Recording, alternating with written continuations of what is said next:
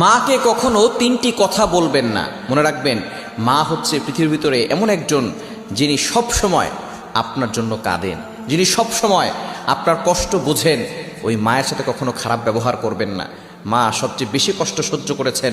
আপনি যে দুনিয়াতে এসেছেন, 10 মাস মায়ের পেটে ছিলেন, কত লাতি গুতা মেরেছেন, মা কত লাতি গুতা সহ্য করেছে, আপনাকে কখনো বোঝা মনে করে নাই। প্রসব ব্যথা যখন হয়, একটা মানুষ সর্বোচ্চ 45 ইউনিট ব্যথা সহ্য করতে পারে, কিন্তু একজন মা 57 ইউনিট ব্যথা সহ্য করে। কেন ইমাজিদের আপনি কল্পনা করতে পারছেন কতটা ব্যথা সহ্য করে, প্রসব ব্যথা সহ্য করে তারপর আপনাকে দুনিয়াতে এনেছেন।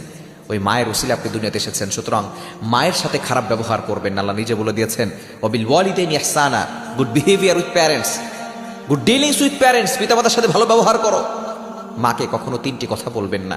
নাম্বার 1, 1 নাম্বার হচ্ছে, মা যদি কোনো কিছু বলে আপনি বলবেন না তুমি কিছুই জানো না। যেই মা আপনাকে শিক্ষা